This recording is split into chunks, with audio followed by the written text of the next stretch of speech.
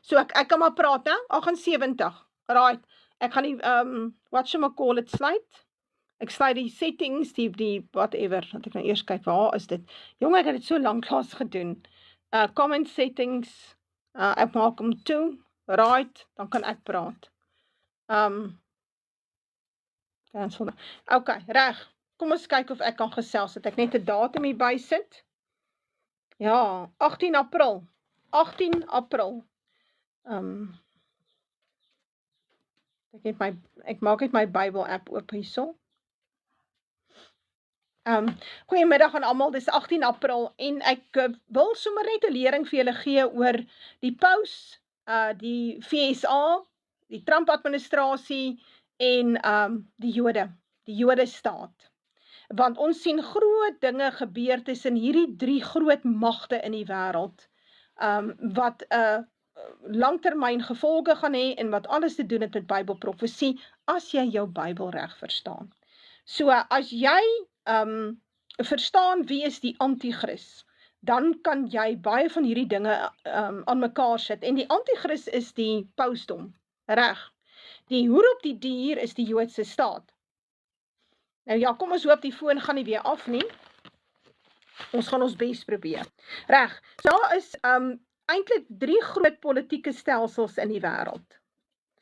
Die laaste, kom ons sê die laaste 40 jaar.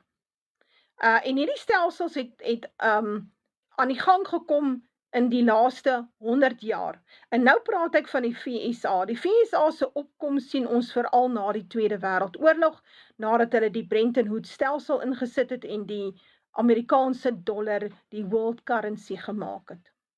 Naas die feit dat die FSA nie in 'n oorlog was nie en sy stede nie verwoes was nie, het hy dan nou baie geld geleen daar aan Europa, want hulle moes herbou en die FSA het nie nodig gehad nie. So die FSA het in 'n groot mate die ekonomie, die wêreldekonomie geskaak. En vir 'n lang tyd het dit baie goed gegaan. Maar in die laaste 100 jaar sien ons in 1929 die herstel van die pausdom, die papacy, die Vatikaan. Die Holy See, ek weet nie wat see die Holy See nie, maar hulle sien. Hulle is baie meer in clued up met dinge as wat ons dink. En dan het ons die Jodendom wat in plek gekom het in 1948. En dit het die skrif alles baie mooi vir ons voorspel. Nou, om te verstaan wie hierdie verskillende partye is in Openbaring 13, moet 'n ou eintlik net vinnig teruggaan na Daniël 7. Nou ja, met my groep het ek nie eers so ver teruggegaan nie, want hulle ken al Daniël, ek het met hulle Daniël gedoen. So ek wil gou met jou Daniël praat. Ons almal weet van die Daniël beeld, maar niemand kan regtig vir jou sê wat daar aangaan nie, en dit wat hulle vir jou leer is totaal verkeerd. So, die Daniël beeld, sy eerste 3 koninkryke, kom ons sê die eerste 4 koninkryke is baie duidelik. So, jy heel bo het jy Babylon en dan die Mede en die Perse, en dan het jy Griekeland, en na Griekeland praat hulle, kry jy die 4de koninkryk. Hard soos yster, en hy stamp alles fyn, dit is 'n verskriklike koninkryk, en dan praat hulle van die 2 bene, en dan praat hulle van die voete, en so aan. Maar verder identifiseer hy baie min. So hy identifiseer die eerste 4. Met die idee is, as jy jou common sense gebruik, dan kan jy die res ook identifiseer. Die beeld van Daniël bestaan uit 8 koninkryke. Bestaan nie uit 4 nie, bestaan nie uit 5 nie, bestaan nie uit 6 nie, maar uit 8 koninkryke. En die rede hoekom ek so sê, is omdat die dier in Openbaring, wat uit die see uit opklim, 8 koppe het. Jy lees in Openbaring 13, hy het 7 koppe, en in Openbaring 17, so halfterloops, verduidelik vir jou, maar daar is 'n 8ste kop. So hy het 8 koppe, en daai 8 koppe is die Daniël beeld. En die 4de koninkryk is die oprigting van die ryk van die anti-kris. En wanneer jy Daniël 7 lees, dan lees jy nou daar van Daniël het 'n droomgesig gesien, en hy het die 4 diere gesien, en die eerste een was hierdie leeu met die arendvlerke, en dan sien hy nou die beer, en die beer eet baie vleis, en dan sien hy die luiperd met die 4 vlerke, en dan sien hy op die ou einde die 4de verskriklike dier met die ystertande en so aan. Nou die 4de dier is die 4de koninkryk. Reg. Nou baie mense vat hierdie en dan sê hulle ja nee, hierdie is nou Babylonië en Griekeland, Mede-Perse en die Griekeland en dan die pausdom. Dis 'n absoluut verkeerde uitleg. Hy herhaal nie homself nie. Inteendeel, hy voeg by. So, hy vertel vir jou van die 4de koninkryk. Dan vertel hy vir jou daar's 'n luiperd koninkryk, 'n beer koninkryk en hy vertel vir jou van 'n arend koninkryk. Dis koninkryke wat bykom. En as jy dan nou reg tel, dan tel jy 4, 5, 6, 7. So in Daniël 7 identifiseer hy vir jou nog 3 ekstra koninkryke wat by die 4de koninkryk bygevoeg word en nou het jy 7 koninkryke in Daniël en dit is dan die 7 koppe wat ons nou so mooi van lees in Openbaring 13. En dan so terloops hoor ons daar's 'n 8ste kop. En die 8ste kop is nie 'n ryk wat deur mense sal wees nie, maar deur gevalle engele. So die gevalle engele keer terug na die aarde, dit sal in Openbaring 12 en hulle sal hier regeer. Reg. Hulle gaan 'n 8ste koninkryk oprig. God maak hulle vas op die aarde en dan sal hy hulle hier finaal verwoes. Saam met die Gog en die Magog nasies. So hierdie 8ste koninkryk het 'n naam en ons lees die naam vir die eerste keer daar in Openbaring 20. Dan praat hy van die Gog en die Magog nasies. So jy moet net kop hou. Nou hulle is eintlik 10 nasies op die ou einde van die dag en hulle is nog nie met ons nie, maar ons sal hulle sien in wording kom in die volgende aantal maande. Nou ja, nou kom ons kom terug na die Antichrist. Nou die 4de koninkryk is baie interessant. Dit het te doen met die paus, eintlik het dit te doen met die Romeinse ryk, maar die Romeinse ryk het verander na 'n kerk en 'n staatryk wat aan mekaar gesit is. In plaas daarvan dat hy 'n keiser vir 'n hoof het, het hy 'n paus vir 'n hoof gekry en so het die ryk verander van 10 horings, 10 ryke, 10 koninkryke wat onder die Romeinse ryk was, na 7 koninkryke. En toe kom daar nou hierdie ekstra horing uit en dit word 'n baie groot horing en hy uit oë soos 'n mens en hy kan praat en so aan. Dit is die pausdom. So daar kom 'n regering in plek wat gebaseer is op die Romeinse ryk en hierdie regering beheer die ou Romeinse ryk. Hy konsolideer sy mag en dit het niks te doen met die 10 tone nie. Niks nie. Niks. Reg? En ons lees van hierdie dier en wat het hy gedoen? Hy het groot dinge gespreek. 'n kenmerk van hom is, ek gaan dit nou vir julle lees. Hy het gesê dat hy praat baie, hy lê hom pragtig hier uit. Dis nie nodig dat jy om te wonder oor dit nie. Dit het klaar gebeur. Dit is al verby. Ons sit nou maar net met die pausdom nog al die jare met ons. Hierdie horing voer oorlog teen die heiliges en oorwin hulle. En dit is 'n koninkryk wat verbrysel en vertrap. Onthou, hy werk op 'n geloofstelsel. As jy nie deel van die geloofstelsel is nie, brand ons jou op die brandstapel, of ons brand jou in 'n drom met brandende olie, of ons trek al jou toenails uit en breek al jou bene. Al daai dinge. Dit is die verskriklike ryk waarvan hy praat, en hy het die heiliges mishandel. En dan, wat doen hy nog? Hy probeer om tye en wette verander, en hy regeer 1260 jaar tyd, tye en halwe tyd, is dan nou 360, 180 en dan, ja, 360. So 3 maal 360 en 1 maal 180. Dan, dis x plus 2x plus 'n halwe x, waar x dan 360 is. Onthou jy nou jou algebra, dit kom hierin. So, dit is die pausdom. En hierdie pausdom lees ons dat hy ineenstort. Ons sien dat sy liggaam word oorgegee aan die verbranding en hy stort ineen, maar wat baie belangrik is, hy sê dit hier so, ek wil net gou kyk of ek het dit nog alle jare, dit is so 'n belangrike vers. Hy sê ook aan die ander diere, dit is nou die arend koninkryk, die leeu koninkryk, die beer koninkryk en dan hierdie 4de koninkryk, hierdie verskriklike dier wat jy nie kan identifiseer eintlik nie. Hy sê ook aan die ander diere is hulle heerskappy ontneem en verlenging van die lewe is aan hulle gegee tot op tyd en uur. So hulle stort ineen, hulle is nie meer superpowers nie, maar hulle bly nog voortbestaan. Nou ja, so die 4de koninkryk is die pausdom, regeer van 538 tot 1798. Een van Napoleon se generaals gaan arresteer die paus, vat sy seelring, stad hom 'n bietjie, gooi hom in die tronk, daar is die paus dood. En hierdie paus mag stort ineen. En teen daai tyd is die Britse ryk reeds op pad, en daai Britse koning, ou Henry VIII, sou baie vroue gehad het, want hy soek eintlik 'n seun, en daar is nou nie 'n seun nie, dit was vir Macresius, en hy verklaar homself hoof van die kerk in die protestante kerk in Brittanje, en hy sny hom af van die pauskerk, en jy kry hierdie herlewing, soek het op, ek het het per ongeluk eendag agtergekom. So, dit is sy seel, is sy luiperd. En dan na hom, hy stort in 1917, hierdie Britse superpower het ook teen Suid-Afrika gekom, hier teen ons boere kom veg. Dit was 'n wêreldoorlog wat plaasgevind het in 1899 tot 1902. Ekskuus. En hy stort in 1917, onder andere as gevolg van die Eerste Wêreldoorlog, daar was nie meer geld nie, en die ander ding is as gevolg van die Anglo-Boereoorlog, hulle het gedink is 'n 3 weke oorlog, en toe is dit nie, toe is dit 'n 3 jaar oorlog, en dit het hulle baie geld gekos.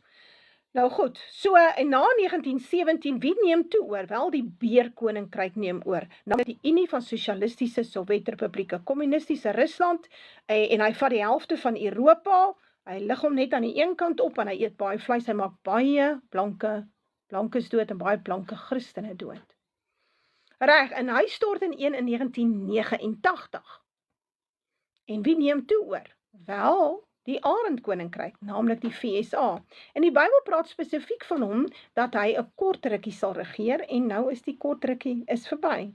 Dit het begin in 1990, so kom ons stel, 2002, 2010, 2020 is 30 jaar, hy is so 36 jaar aan die gang, en hy het effektiewelik militêr sy alie gesien teen die Iran. Die Amerikaanse basis is verwoes, die Amerikaanse dollar is op die rand om ineen te stort, en dit is hoekom ons sien dat Amerika sulke groot bewegings maak, en dit het alles te doen met hierdie ineenstorting, hierdie empire, die Amerikaanse empire is besig om ineen te stort. Ons is nou op pad na die oprigting van die 8ste kop, en die 8ste kop het alles te doen met 10 nasies, 10 horings wat sal opstaan. So, daar moet nou groot veranderinge plaasvind. Nou, as jy nou hierdie ding verstaan, wat ek nou hier mooi vir julle verduidelik het, dan gaan ons daar na Openbaring toe, dan kan ons begin kyk na Openbaring 13. Kan nie met Openbaring werk as jy dan nie Daniël verstaan nie, daarom het ek Daniël vir julle uitgelê in 16 of 17 of 18 ure se leringe. Nou ja, so in Openbaring 13, sien ons 'n baie belangrike ding. Hulle leer van die dier wat uit die see uit opkom, met 7 koppe en 10 horings, en op sy horings 10 krone, en op sy koppe 'n naam van godslastering. So hierdie dier met 7 koppe en 10 horings is presies die beeld van Daniël. Ek het hom sopas vir jou verduidelik. Want as jy met enige ou praat oor hierdie dier en sê, noem 'n bietjie vir my die koppe, dan staan hulle so in dans, hulle kan nie vir jou antwoorde gee nie. Reg. Nou ja, die koppe moet altyd begin by Babylon. En die rede hoekom hy by Babylon begin, hoekom begin hy nie by Assirië nie, hoekom begin hy nie by Egipte nie? Why not? Want dit gaan oor die verstrooide Israel. Vir Israel is die blanke westerse nasies. Israel is nie die Jode nie. Die Jode is nie Israel nie, die Jood is die Baster Edomiet, en dit staan nogal geskryf in die Joodse encyclopedie, dat hulle basis is, maar the origin of modern Jewry is Edom, en dit is waar, hulle is die Baster Edomiet. Hulle was juist reeds in die tyd van Jesus, was die topstruktuur in die Sanhedrin die Baster Edomiet. Herodes was 'n Baster Edomiet. En toe hy in bewind kom, toe hy daai hele topstruktuur, en dit kan jy gaan opsoek op die net, gaan korreleer my wat ek jou vandag sê.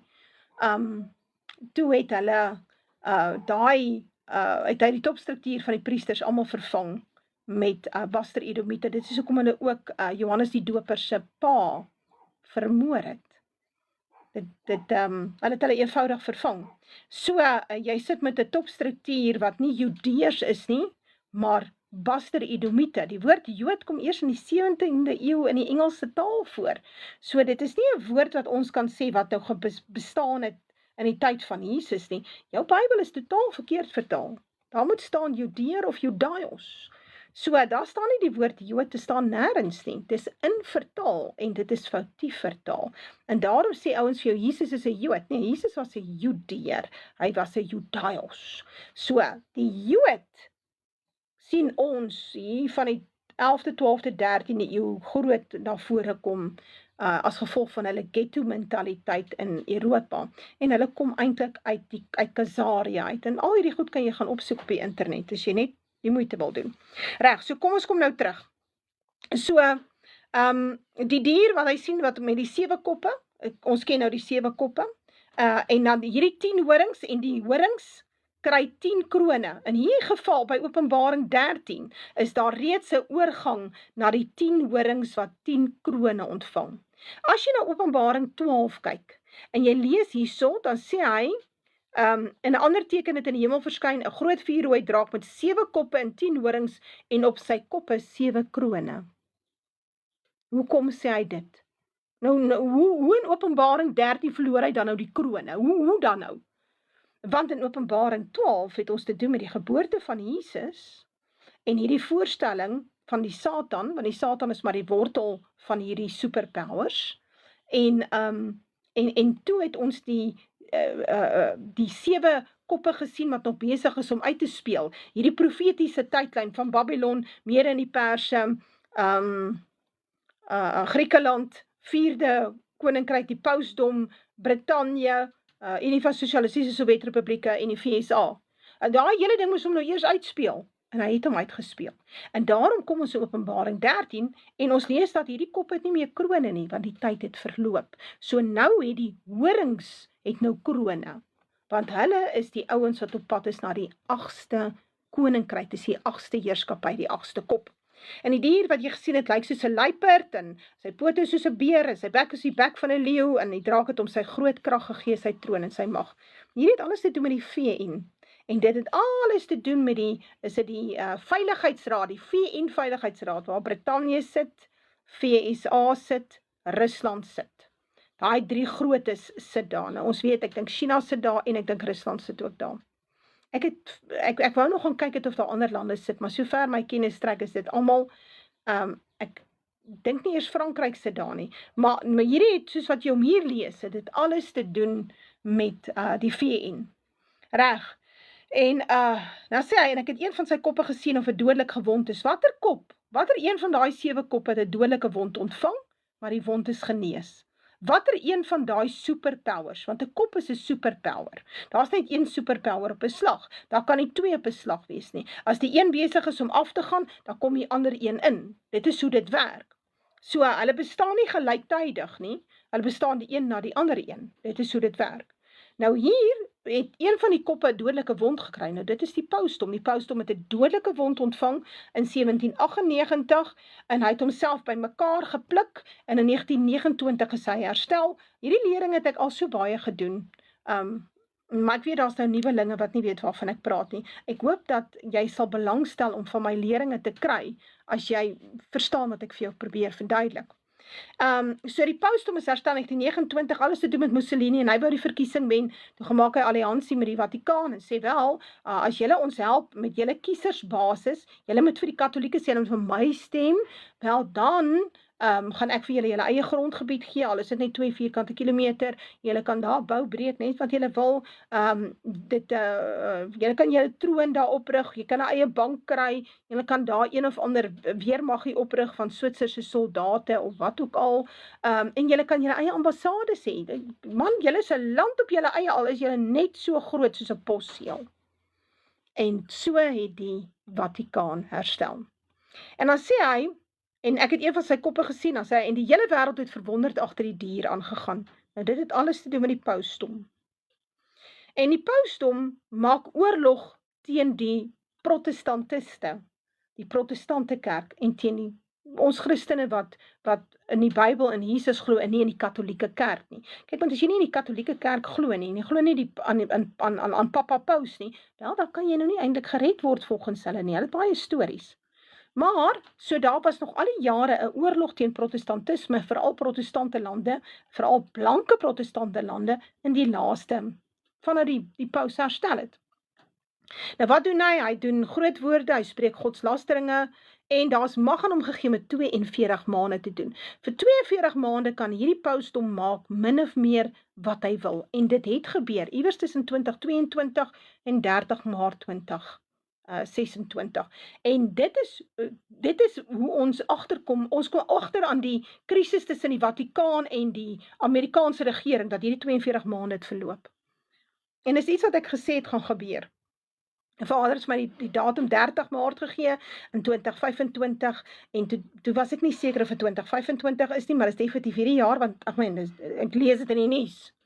So, en toe het hy vir my gesê, die sigma van alle getalle in die Bybel, behalwe nou die 1000-jarige vrederyk, die sigma van alle getalle in die Bybel, al hierdie openbaringsgetalle, die 1260 jaar, die 175 jaar tyd en 'n halwe tyd van die vrou wat in die woestyn weggesteek word deur die arend uit die oog van die slang. Dis die boerevolk, is 175 jaar.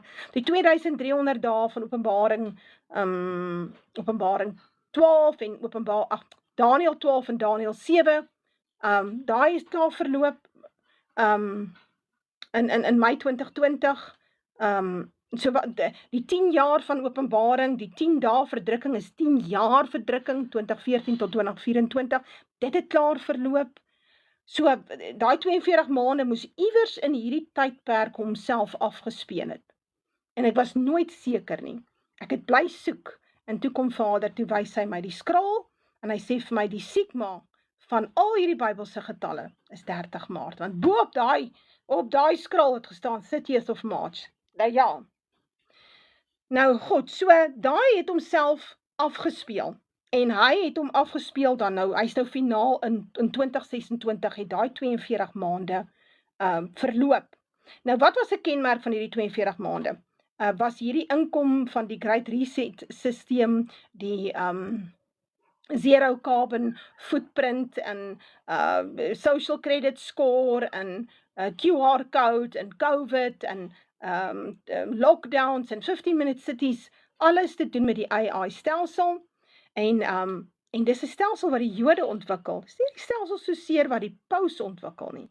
Die Jode ontwikkel die elektroniese AI-sisteem, maar die Vatikaan voeg aan hom 'n geloofstelsel. So die ekonomiese sisteem word gekoppel aan 'n AI elektroniese stelsel, waar jou worship van die pausdom het te doen met jou compliance aan die stelsel wat hulle uitgewerk het. En die stelsel is rerum novarum, en everything for the common good, en daar is nie meer eiendomsreg nie, en you will own nothing, but you will be happy, en almal is onder beheer van die pausdom. Daai stelsel gaan ons sien inkom, maar daar's 'n konflik daar, en dit is, ons is op pad na hierdie groot derde wêreldoorlog om hierdie konflik uit te sorteer.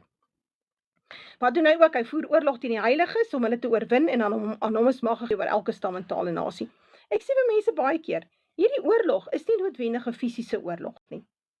Dis 'n geestelike oorlog, en hulle het hom gewen, reg? Met televisie, en demoralisasie, en aborsies, en LGBTQ+, en social credit score. Hulle het oorlog gemaak teen die heiliges, teen die apartes, teen die blanke westerse nasies, en hulle het hulle oorwin. Hulle het al hierdie ander lot ingestoot as die migrants, en nou is hierdie Europese lande in die benoudheid van Jakob. Nou ja, nou 'n kenmerk van Openbaring 13 is 'n alliansie tussen die pausdom, wat ons nou net van gelees het, wat herstel het, en met die 7de kop, met die kop met die 2 horings. Hy sê, uit die aarde het ek 'n ander dier sien opkom, en hy het 2 horings gehad, net soos 'n lam, en het gepraat soos 'n draak. En hy oefen al die mag van die eerste dier uit voor sy oë, dis nou die pausdom, en hy maak dat die aarde en die wat daarop woon, die eerste dier is die pausdom, aanbid, waarvan die dodelike wond genees is. Hy doen ook groot tekens, sodat hy selfs vuur uit die hemel laat neerdaal op die aarde voor die oë van die mense. Dit doen hulle klaar. Hulle doen dit met laser. Hulle doen dit met 'n massiewe drone, wat ek nou nie die naam wil sê nie, maar dan tel hulle hom op die stelsel. Kyk 'n bietjie na my profile pic op TikTok. Dan sal jy hom sien. En dis met hom wat hulle die woude aan die brand steek, daar Hawaii, daai klomp huise aan die brand gesteek het, in Lahaina, Hawaii. Want daarmee maak hulle area skoon, en dan rezone hulle hom, sodat hulle hom 'n 15-minute city kan maak. So, jy moet ouens kry, dan moet niks van sy lewe oor wees nie, dan verkoop hy terug aan die munisipaliteit, dan rezone hulle, en hulle doen iets anders op daai grond. En dit het hulle met groot sukses gedoen in Los Angeles, en hulle doen dit oral in die wêreld. Sien hulle praat van die laserstrale, wat bo in die lug en op die aarde groot verwoesting saai. Dit is opgeskryf in die Alpakra se dokument. Goed, so dit is klaar, hierdie goed het klaar gebeur. Ons wag nie nog vir dit nie. En hy verlei die bewoners van die aarde deur die tekens wat hom gegee is om voor die oë van die dier te doen, deur aan die bewoners van die aarde te sê, dat hulle 'n beeld moet maak vir die dier wat die swaardwond ontvang en lewendig geword het. En dit is dan om gegee om 'n gees aan die dier se beeld te gee. Nou hierdie dier se beeld, op die langtermyn gaan doen hulle met GRIN technology, genetic modification, robotics, AI en nanotechnology. En chip agter in jou brein, dis waarmee Elon Musk en sy maaters besig is. En alles word beheer deur Palantir en Lavender, en dis die gees wat aan die beeld gegee is. En die gees wat aan die beeld gegee is hierdie artificial intelligence wat hierdie stelsel regeer, maar effektiewelik het Satan daai stelsel begin oorneem. Reg? En dan kry ons op die ou einde 'n ekonomiese stelsel. Hy maak dat aan almal klein en groot, ryk en arm, vry mense en slawe 'n merk op hulle regterhand en op hulle voorhoofde gegee. Ons kry 'n ekonomiese stelsel. En hierdie ekonomiese stelsel sal op 'n stadium met 'n chip agter jou oor of waar ook al wees. En dit gaan nie oor soseer op die chip op die hand of so nie. Dit is nie waaroor dit gaan nie.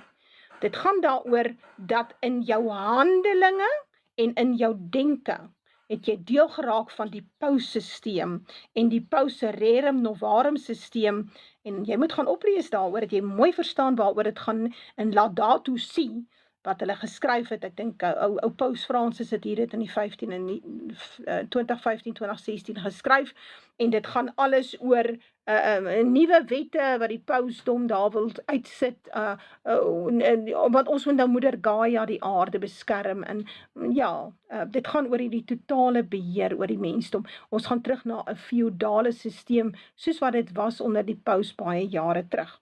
Dis waar ons op pad is, reg? En die stelsel is in plek gesit nou, en die ooreenkoms was daar tussen die paus en tussen die pausdom en die Amerikaanse regering. Hierdie hele, nie 42 maande, hy 42 maande gehad om hierdie dinge aan die gang te kry. En die Vatikaan stoor die Jode voor, want die Jode doen hierdie stelsel vir hulle self. Die Vatikaan het 'n ander plan. En die plan van die Vatikaan is eenvoudig dit. Ons los die Jode, dat hulle die stelsel op die been bring, so dat Pieter Thiel is 'n Jood, Alex Karp is 'n Jood, Elon Musk het ek ernstige vrae oor. Larry Ellison doen oracles, alles Joodse stelsels, en hulle het al hierdie Joodse stelsels gaan toets daar in Palestina, op daai arme mense, daai klomp Palestynë in Gaza en Wesbank. Dit is wat hulle doen. Dit is hoe hulle moorde pleeg. Die artificial intelligence gee 10 teikens op 'n dag op grond van jou social media posts, en dit wat jy gepraat het met jou ouma op die foon, en jou facial recognition, en wie jy gegroet het op die straat, en dan target hulle jou met onder andere drones, of in die program se naam, Where's Daddy? Where's Daddy? Nee, en daar, as papa by die huis is, dan stap ons sy kind. Dan stap ons nie net vir papa nie, ons dan vir baba Boetie, en al die kinders, en mamma, en ouma, en oupa wat ook daar bly. So hierdie hele stelsel word deur die Jode op die been gebring, daar in die Joodse staat, die laaste aantal 30 jaar, wat hulle stelselmatig om verfyn het, want hulle toets om dan in 'n tipe van 'n oorlogskondisies, en AI, onthou julle die fliek, iRobot, van Will Smith, van sal 'n robot nou 'n moord pleeg? Sal hy nou ge-override word dat hy 'n moord pleeg? Jy weet, daar was so 'n hele idee wat hulle aan ons probeer verkoop het. Nou sien ons dat artificial intelligence by herhaling ingespan word om moord te pleeg. Dis nie 'n probleem nie. So hy kry die teikens, AI bepaal die teikens op grond van al die op grond van al die info wat hulle het op jou, en dan slaan hulle die teiken met 'n drone. So eenvoudig soos dit. Dieselfde stelsel het Piet Hexet, hy's 'n oorlogsmisdadiger, hy's 'n war criminal, ek hoop hulle verhoor hom. Het hy gaan volg met hierdie slaan van teikens in Iran. En die eerste teiken wat die Amerikaners toeslaan is 'n skool van dogtertjies tussen 6 en 12 jaar oud. En daar's oor 170 dood daar. En hulle het hom gedouble tap. Dit wil sê, hulle het hom geslaan en daai een missiel het bly sirkel in die lug, hy sirkel, en dan toe die mense by mekaar kom om te kom help, die noodwerkers kom en probeer die kinders wat nog leef, skuif na 'n beter opsie is, dan kom hy tweede missiele in, want hy weet nou waar is hulle, dan slat hy hulle. Nou dis moord, dis war crimes. Die VSA is 'n misdaadstaat, is 'n war criminal staat. Daar moet iets drasties gebeur in die VSA met die Trump-administrasie, dat ou Trump by mekaar net kan bykom. Nou ja, ek praat nou heeltemal te veel. Ek wil by ander dinge ook uitkom. So, hierdie is baie belangrik. So, as jy dit verstaan, dan verstaan jy waarmee het ons besig. En dan gaan dit hier oor Openbaring 17, en dan gaan ek vinnig net vir jou die feite gee uit die nuus uit. In Openbaring 17 lees ons van die hoer op die dier. Ons lees nooit dat die 4de kop, of die kop wat die dodelike wond ontvang is, en herstel het, die vrou is op die dier nie. Dis waar die Adventiste heeltemal verkeerd gaan, en ek het langs as die Adventiste geglo wat dit betref, tot ek self gaan sit het met Openbaring, en toe kon ek dit nie voorsien met wat ek lees nie. En die Bybel sê vir jou, wie is die hoer op die dier? Ek wil dit vir jou lees. Ek hoef nie te raai nie, dit word vir my gesê. Hy sê hierso, oor die 2 getuies in Openbaring 11, hy sê, en hulle lyke sal lê op die straat van die groot stad. Wie is dit? Dis Babylon. Wat geestelik genoem word Sodom, dis die hoerstad, en Egipte, wat ons in slawerny het, waar ook ons Here gekruisig is. Waar ook ons Here gekruisig is.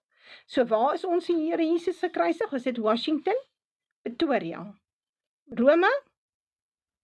Nee, Jerusalem. So hy sê dit vir jou, ek hoef nie nog te dink nie en te wonder en dit uit my duim uit te styg nie, ek lees dit in my Bybel. So, dis waar die Adventiste heeltemal verkeerd gaan.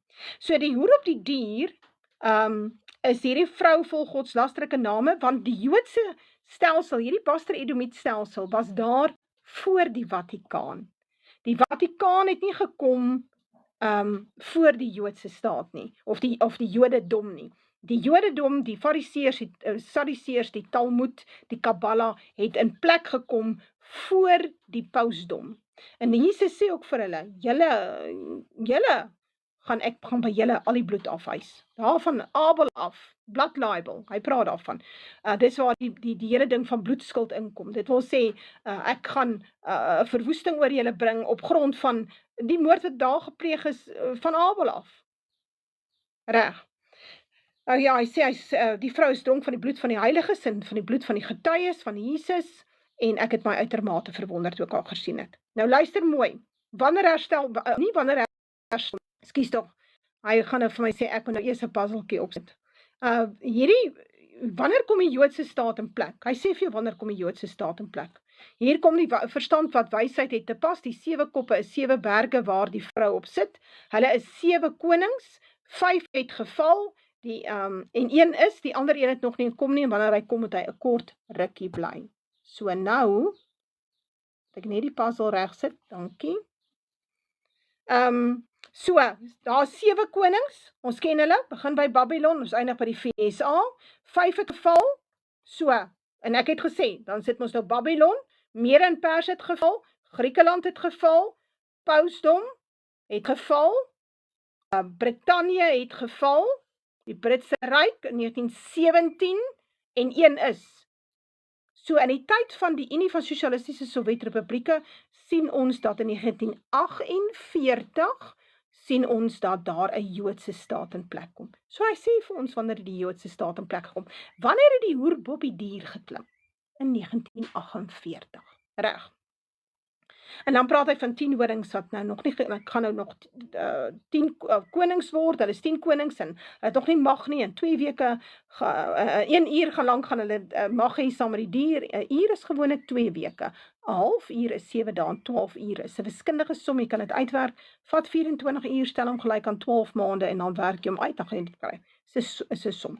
Nou, 'n kenmerk van hierdie 10 horings, is hulle sal op 'n stadium teen die lam oorlog voer.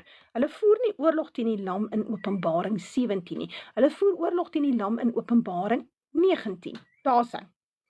En ons sien dat daar 10 nasies dan opgeroep word en hulle sal hierdie hoer op die dier verlate maak en naak en haar vleis eet en haar met vuur verbrand, want God het dit in hulle harte gegee. En hierdie vrou wat jy sien, is nie die pausdom nie. Dit is die groot stad Babylon, dit is die Joodse staat, daar waar ons Here Jesus gekruisig is, wat heerskappy voer oor die konings van die aarde, en hy voer ook heerskappy oor die pausdom. Vir al die jare het hy heerskappy gevoer oor die pausdom, veral hier na 1929, toe het hulle, veral na 1948, by Vatikaan II, het hulle 'n sterk houvas begin kry op die pausdom. Hulle heers oor die konings van die aarde. Die pausdom is die oudste monargie in die wêreld. Reg. So jy sit met 3 politieke stelsels, waarvan al 3 is eintlik gegrond in geloof, in 'n godsdienststelsel. Jy kry die Vatikaan, dan kry jy die Joodse staat, wat gebaseer is op die Talmud, en die Kabbala en Zionism en al daai dinge, wat niks Bybels is nie die Bybel nie. Dit wat hulle predik is nie in die Bybel nie. En dan die VSA, wat eintlik 'n protestantenland is, wat hulle heeltemal ondergrawe en geruismuur het, en nou is hy niks nie. Nou is hy 'n handlanger vir die bose. Reg? En dan kry ons 'n 4de sisteem wat in plek kom, die 10 horings, wat oorwegend 'n islamitiese opkoms gaan wees, maar ek glo daar gaan ander lande ook betrokke wees daarbey. Reg? Ek wil net gou kyk of ek nie net my deur kan toemaak nie, gee my gou net kans, net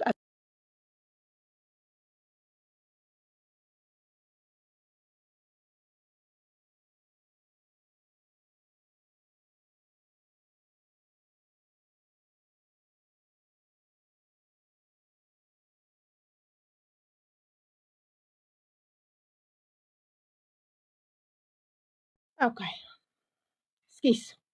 Ja, ek het begin koud kry. En dit begin nou skema raak, so my lig raak swak.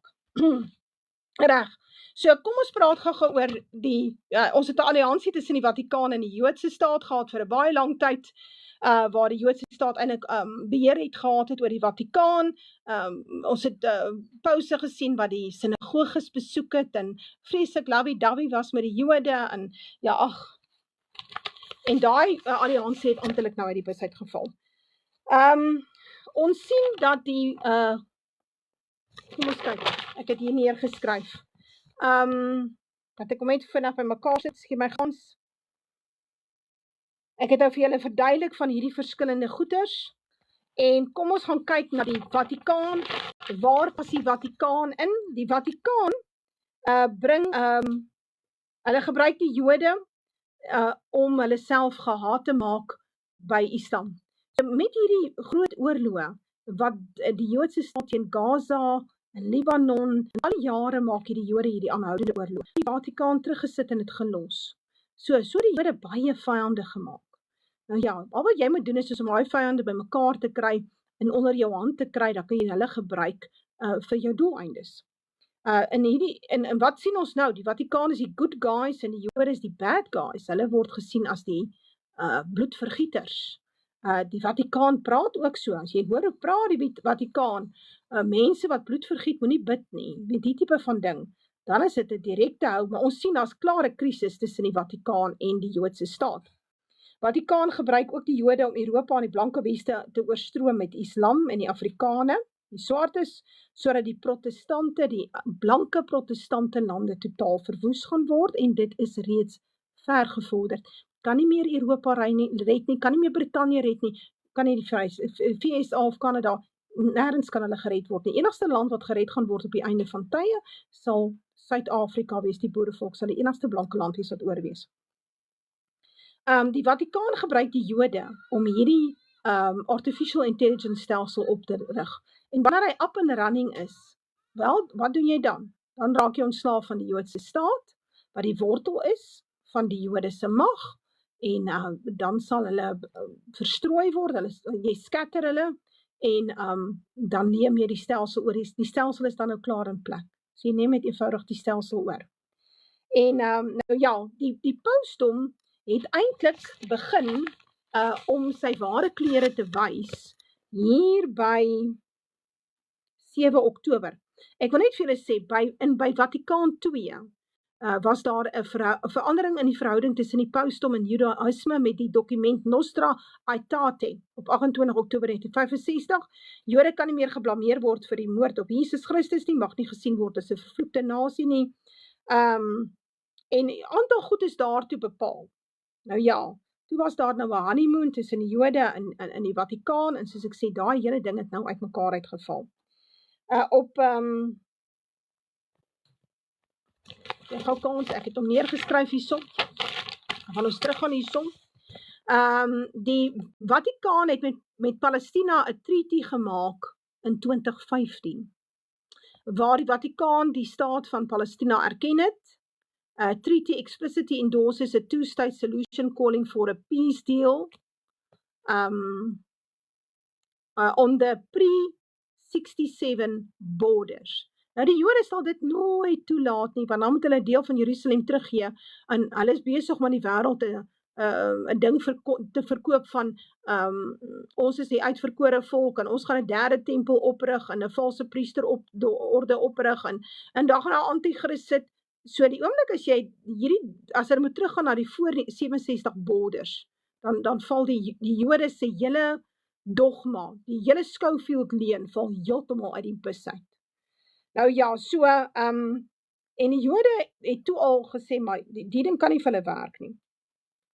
En toe die probleem later gekom, na 7 Oktober, nadat Hamas 'n aanval geloos het op hierdie settelaarsdorpe, langs die grensdraad van Gaza,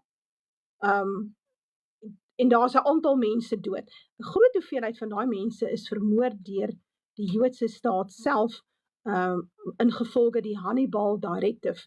En as jy my nie glo nie, kan jy dit gaan opsoek. Geen babas is vermoor nie, niemand se koppe is afgekap nie, en daar's definitief nie babas in microwaves gedruk nie. Dis alles leuns wat na vore gekom het. Die groot ding hier is wat mense nie wil sien nie. Ek noem hulle die Jode aanbidders. Ouens wat glo die Jode is die uitverkore volk, want hulle pastore en hulle predikant het hulle dit geleer, wil nie insien dat die Jode 'n baie bloedlustige nasie is, en die Bybel sê baie duidelik, as jy so aangaan met onskuldige bloedvergiet, en dan gaan jy baie moeilikheid optel. Naas die feit dat die Joodse staat openlik Jesus Christus verloon. So jy kan hulle eintlik nie ondersteun op geen wyse nie. Nou wil mense nog vir hulle bid. Ja, hoe sê die Joodse rabbi? Die Christeninge gebruik die Joodse staat, want hulle meen dit gaan nou Jesus vinniger laat kom, en die Jode gebruik eintlik die Christene om hulle eie doelwitte van 'n Greater Israel plan daar te stel. En albei van hulle gaan hulle self vasloop. Maar goed, die verhouding het verstuur na 7 Oktober 2023. Toe het Paus Francis described the Israel IDF military campaign as cruelty not war, voorgestel dat die situasie ondersoek word vir die karakteristieke vir 'n genocide. En toe die Knesset die Paus beskuldig van dubbele standaarde, spreading modern blood libels, menende ons word beskuldig van bloedskuld, blood libels. Vatikaan het Kiefa. Dit is daai lap wat hulle om die nek sit, waar die Palestynë so dra, en dan hy sulke snaakse blokkies op. Dis noem dit, ek dink is 'n Kiefa. En toe gekom nie. En toe skryf hulle 'n Hamas aanval op die Jode, en noem onder andere John 8 verses 44. Nou John 8 verses 44 beskuldig die Jode daarvan dat hulle mensemoordenaars is. Ek dink dit is wat daar staan. En in 2025, op 1 April, het daar 'n artikel verskyn waar die Joodse scholars en clergy open letter to Pope Francis op 12 November 2023 and call on him to unequivocally condemn Hamas terrorist massacre and to draw a clear line between Hamas actions and Israel legitimate defense. Verwys na Nostra Aetate to confront antisemitism na 7 Oktober 2023. So ons kan sien, daar het reeds 'n skeuring begin plaasvind. Gee my net so 'n oombliekie kans, ek gaan kyk of ek net 'n lig vir ons kan aansit hierso.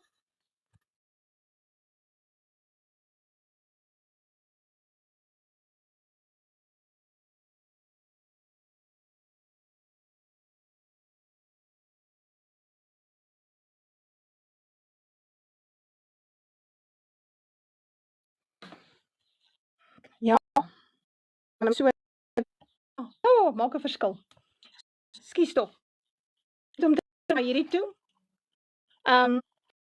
Nou, toe Francis Pope toe wou die Joodse saal nie hulle vla op hulle Twitter-account skryf, hulle is nou sympatie met dood van die daar was so 'n boodskapie, dit hulle afgevee, hulle wou nie die begrafnis bywoon nie. Eventually, het daar wel 'n ambassadeur opgedaag en die begrafnis bygewoon.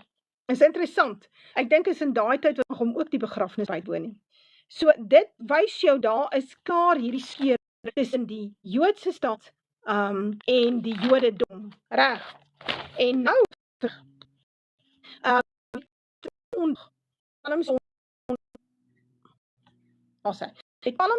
is nou, was die 29ste Maart, en dit is 'n groot, want dan kom die klop katholieke by mekaar, en baie ander ortodokse, en dan wil hulle onder van daai kerke besoek, wat eintlik onder Joodse beheer is daar in Jerusalem. Toe het die blok, en na onderhandeling toe nou net die priester toegelaat om te gaan in die kerk,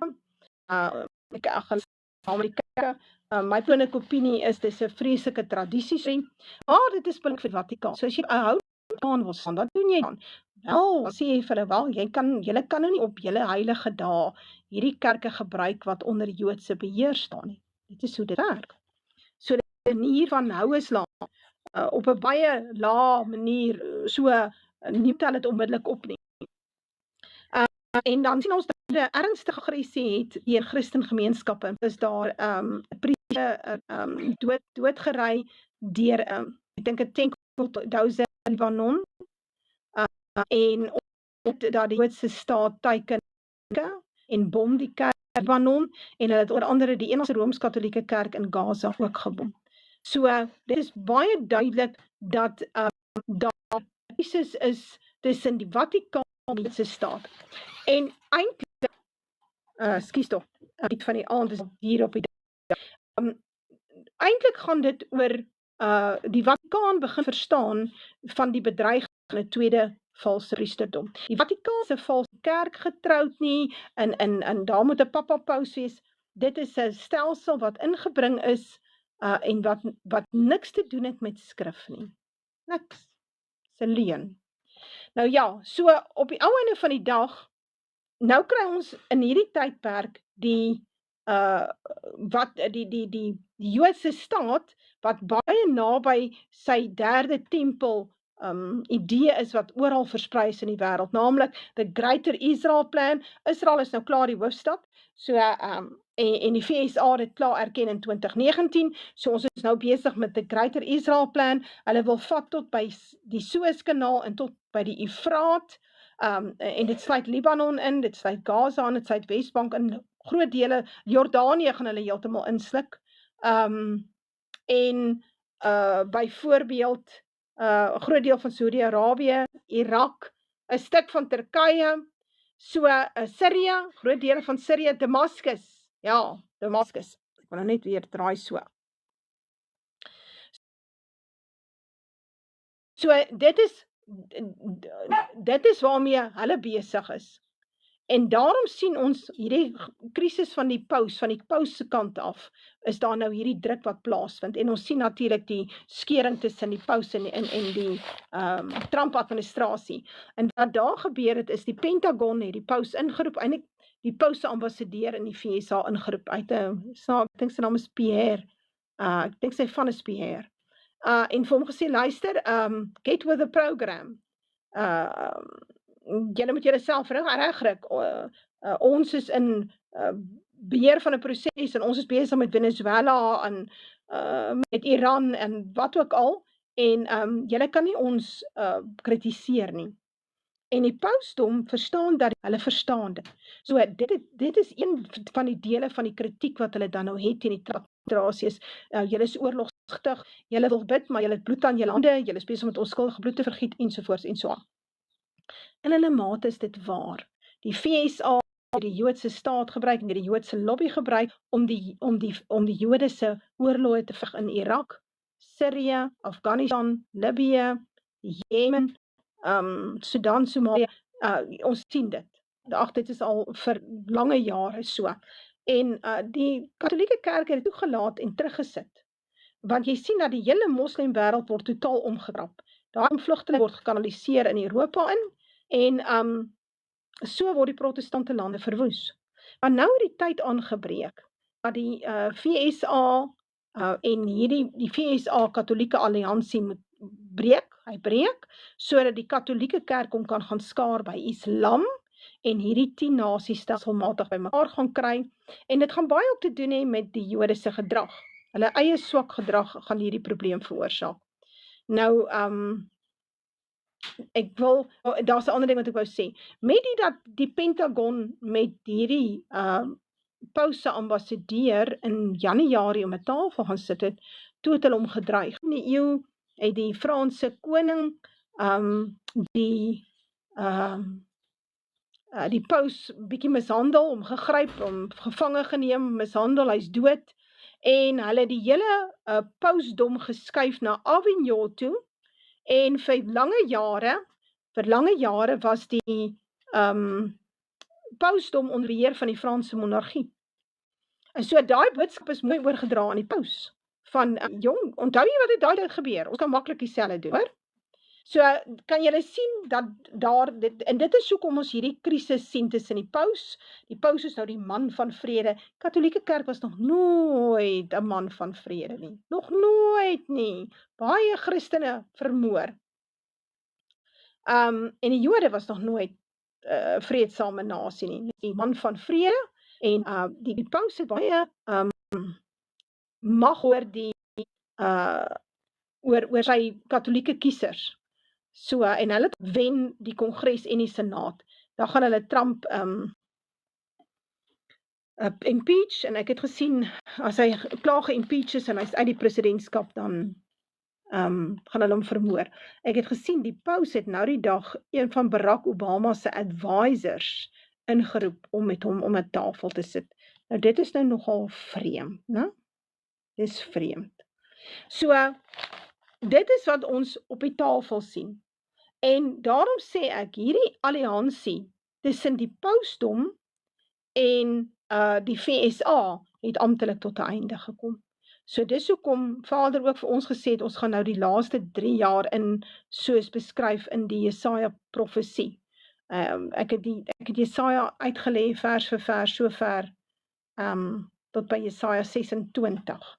Maar nou ja, dit is wat ek nou aan julle wou voorhou, is dat julle moet verstaan, die Vatikaanse alliansie is met Islam, en daar was al dokumente gepubliseer, onder die pausdom inkom, en ons sien ook, dan besoek hy ook hierdie, soos wat hulle baie jare terug die sinagoges besoek die paus nou die moskees, moskees, en hy daarom eintlik by Islam. En ons sien dat die Britse koning Charles is maar eintlik 'n closet moslim, en hy het hom ook geskaar by Islam. En gesê, Islam is 'n geloof van peace and something. So, die Britse kroon hoort aan die paus. So hulle gaan vir hom, hulle sê vir hom wat hulle moet doen. Maar ek wil net vir julle dit, nou sy bietjie beter.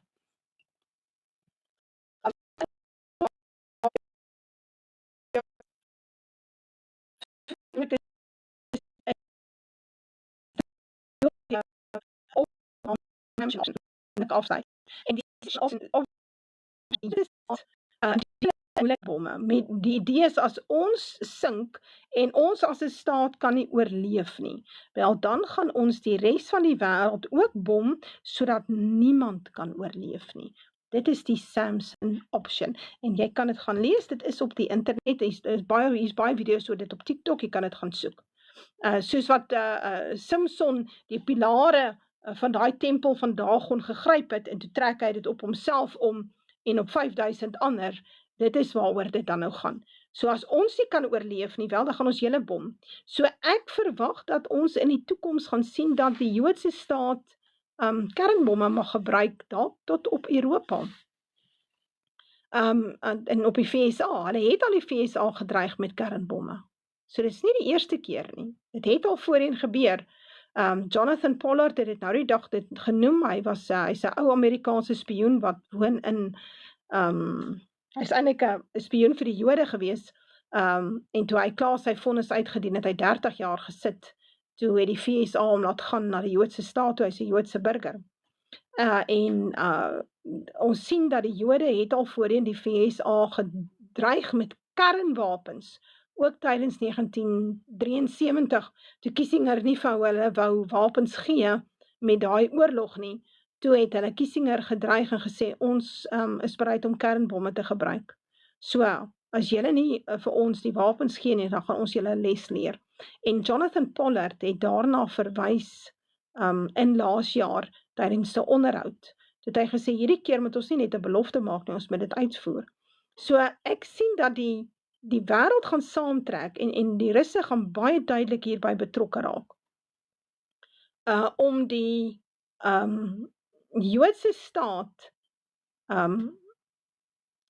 ek wil nou nie sê contain nie, maar hulle sal iets moet doen, want wanneer die Joodse staat empire in mekaar stort, en hy gaan in mekaar stort, en ek wil dit graag vir julle lees, dat julle net dit kan hoor, dit is iets wat ek nou, dit staan daar in Jesaja, so ek gaan dit gou lees, en dan is dit klaar, en dan hoef julle nou nie verder na my te luister nie.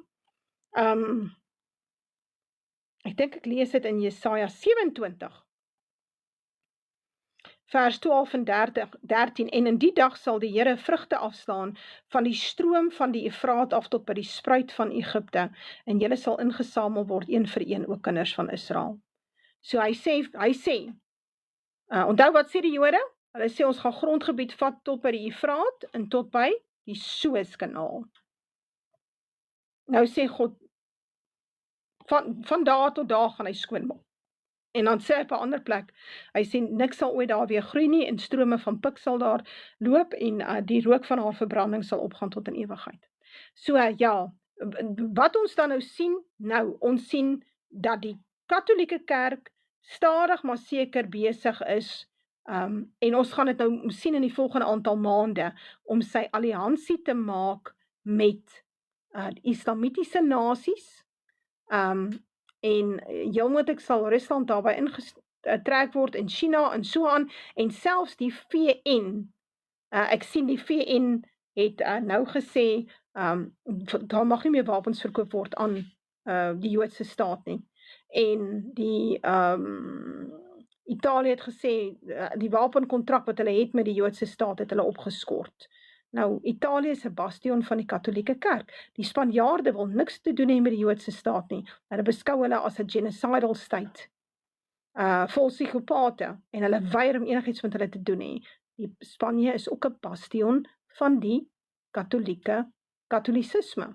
En dan kyk ons die Duitsers is net so versigtig, en baie het ook daarmee te doen met die feit dat hulle lande vol islamiete is. So die islamiete het oorgeneem daar. So jy kan nou nie vreeslik, jy moet nou maar die dinkie dans van Islam, en saam met die paus, anders steek die islamiete dalk jou land aan die brand, en dan het jy in elk geval niks oor nie. Dan sit jy met burgeroorloë intern. Dit het definitief 'n bydra tot hierdie. So, ons moet maar die dinge dophou, ons is op pad na 'n derde wêreldoorlog, wat heel moontlik mooi aan die gang gaan kom in 2028, in Europa, ons is op pad na 'n groot oorlog met Turkye, baie binnekort. Ek gaan net gou die voorspelling weer hier gee. Die voorspelling is as volg, hulle Turke en die Jode en die VSA gaan hierdie oorlog hê met Turkye, die plan is om Erdogan te lig, en as hulle Erdogan gelig het, sit hulle puppet government in, VSA puppet government, en hy maak oorlog teen Griekland oor 'n disputed border van so 6 myl in die see, teen Griekeland so, en dan sluit hy, as Turkye in 'n oorlog is, mag hy die Bosporus sluit. En as hy die Bosporus sluit, sien ons dan dat die Russe sê tot hiertoe en nie verder nie, en hulle maak oorlog met Turkye, hulle hardloop reg behoor Turkye. In daardie oorlog is daar 4 of 6 ander Europese nasies ook betrokke. Rusland vat Turkye oor, hy gee Istanbul terug vir die Grieke. Die Grieke is nie betrokke in hierdie oorlog nie, die Grieke hou hulle uit in hierdie oorlog uit.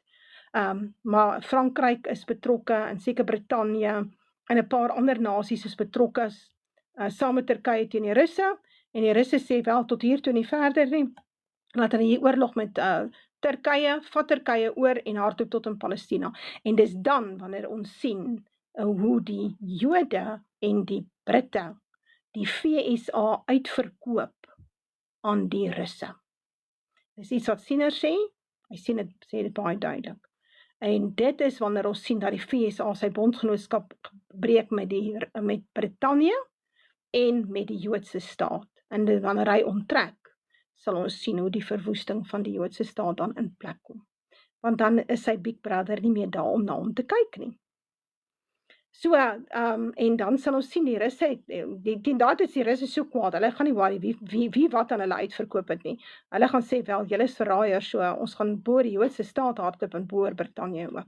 En dit is iets wat baie duidelik voorspel is. Dit wat ek nou vir jou sê, het ou ortodokse priester Sint Paisios gesê, baie jare terug, en dit is akkuraat, dit is dieselfde wat Siener sê. Goed, so ons het 'n 3 jaar tydperk voor ons, bietjie minder as 3 jaar nou, waar dit baie swaar met ons gaan, dinge gaan so skaars word, jy gaan nie karpaarte kry nie, kos gaan skaars word, dit wat ons nie self produseer nie, sal ons nie hê nie, petrol, gas, olie, alles gaan skaars raak. Jy gaan terug na 'n tydperk dat jy sal leef soos jou ouma Grootjie. Nou ja, dit is my kort en my lank, ek het mooi gesels, in 'n uur het ek al my stories gepraat, jammer oor die swak lig, en nou ja, ons kan gou 5 minute gesels, en dan kan ons almal gaan eet of wat ons ook al wil doen. Ek moet net aansit. Ja, right, goed, het almal gehoor?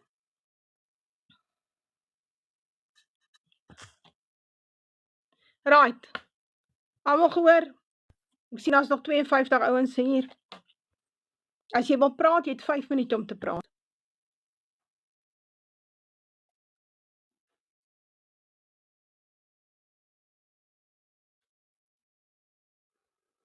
Ek is 'n plesier, Christo. Jy moet nou net